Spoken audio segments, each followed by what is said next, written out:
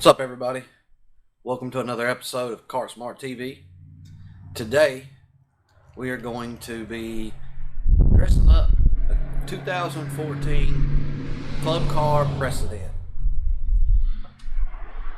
Let's take a look at it. It's already right sharp, but the customer decided they wanted to put a lift on it. So we are going to be doing a standard A-arm 6-inch lift kit, and we have done many of these, and they can be a little tough, but just take your time doing this. Keep your instructions pretty close by. They do come with an instruction booklet inside the box there. Safety is very important here, keeping it up on jack stands at all times when you're underneath the golf cart. The key to doing a lift kit on golf carts is getting this thing as high off the ground as you possibly can, because you don't want to have it up a little bit and then you don't have enough space when your rear end needs to drop, because you're going to be bringing those leaf springs underneath the rear end to on top of the rear end with blocks. So let's get started. Alright guys, so you see how high I've got that off the ground? That is still not high enough. So I'm going to get my other jack, put a block underneath the rear end of the golf cart, and really send it on up into the air, because you're going to need as much space as you can possibly get.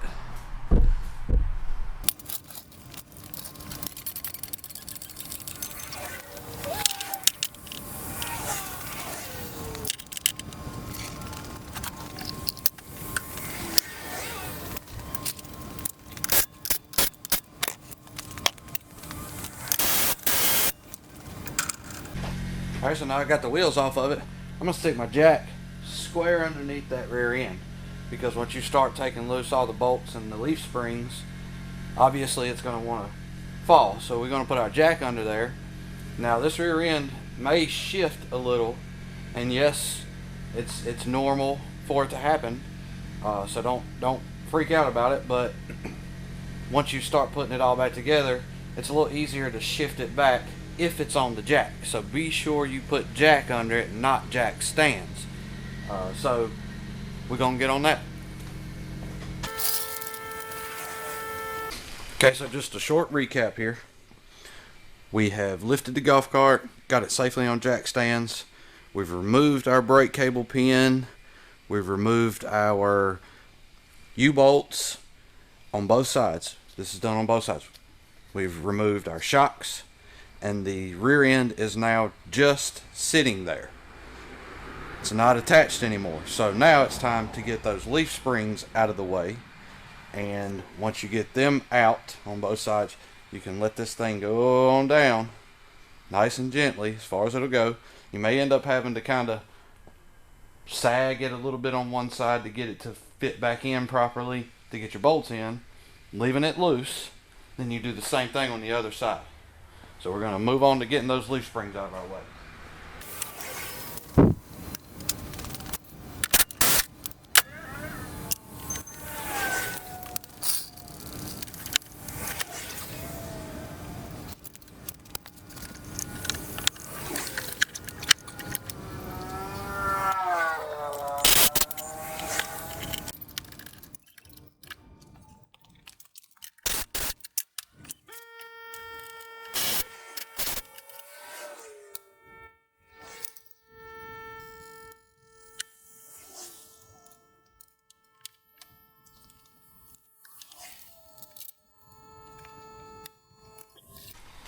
Alright guys, so there's a couple of things you have to do with a few pieces of the hardware before you really get to going on this. Is that you got to take your centering blocks and the hardware that comes with it. They're a small 10 millimeter.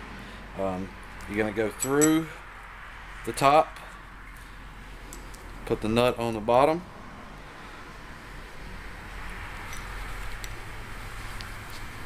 get my fingers to work. You're gonna do it for both sides. All right. You gotta tighten this up, and then for the example of what this is used for is it lays flat right under there, and it keeps this centered on the leaf spring as you clamp this all together. Alright guys, so after you've got your bolts tightened down on your centering pin here, centering block, whatever you want to call it, it's a very important thing to remember here is that when you start moving into installing your block and your shock bracket here, this has a slant, okay? And in the instruction manual, it will tell you that this slant points towards the front of the golf cart, because what's going to happen is it's going to flex up straight like this when everything settles in. And these, your shock mounting bracket, they are directional.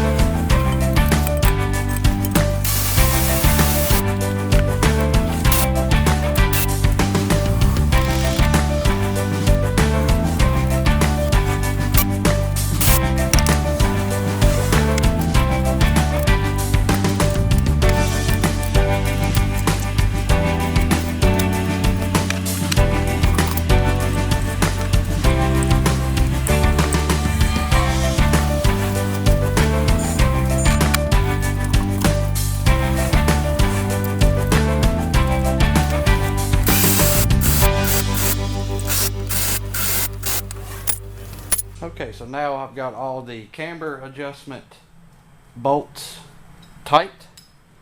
It's time to take her down.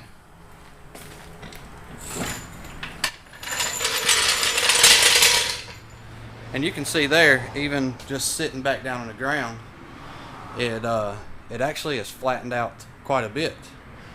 This side here, you can see is just slightly cambered in at the bottom, because the top is all the way in. The adjustment is all the way in on that, so there's no more in there. Now we can move this camber out if we need to, but right now we need to ride, because that's going to set everything. It's going to settle the whole front and rear suspension and all into where it's going to be resting forever.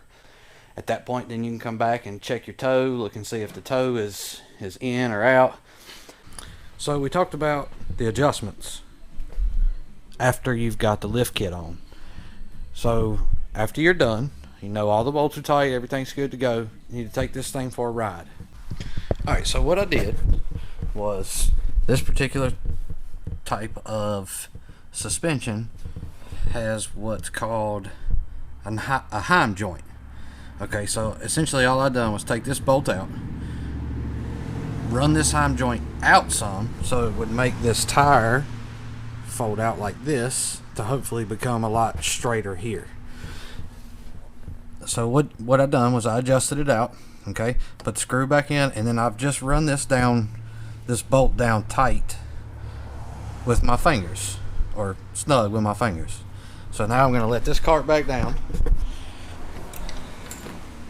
just there. Okay, and so that looks pretty good. That doesn't mean anything, okay? You got to go ride this golf cart once you get this side over here figured out, if you have a problem there. Okay, so before you take it for a ride, be sure to tighten up that nut that we snugged with our fingers. At this point, we just wanted to see what it was going to be like when it hit the floor with the tires. Not necessarily settled, but hit the floor with the tires. So we're going to take it for a little spin, come back, check that, and see if we need to make a small adjustment again, and go from there. Alright, so now we got the camber set. We're going to do the toe end. We use a tape measure to do that with, and we're going to show you how we do it here. I'll go ahead and break loose my nuts on my ends.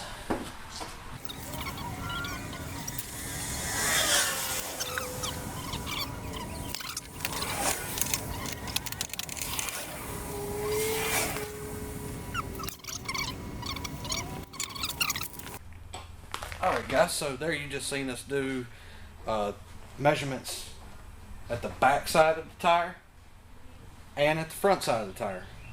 So what we're doing there is trying to find out what the distance is from back to front, because as I stated earlier, we like to pigeon toe our golf carts a little bit, and what that does is it keeps it from being like back and forth, jerking back and forth on you. And also, I like to call it, it's like tracking like an arrow, just as straight as it can, because those tires aren't fighting so hard against each other to rotate. So if you get toe out like this, that thing wants to push like a dump truck, or if you've got one good side and then one side is kind of out, you're going to get that pull. Same with the other direction. And if you set them straight, you get that really jerky sensation back and forth, and you're just always trying to fight the golf cart. So if you pigeon toe those a little bit, it's just like an arrow, just straight as it can be. So that's how we do our adjustments. Now, of course, remember, after you do these adjustments, you're going to want to take it out and ride several laps around your property there.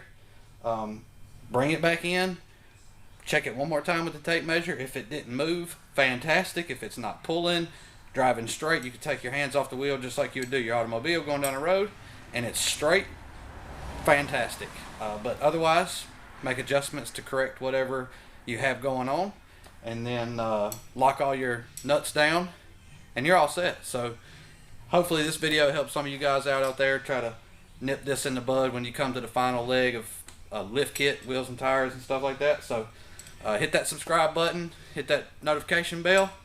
Again, as always, thank y'all for watching.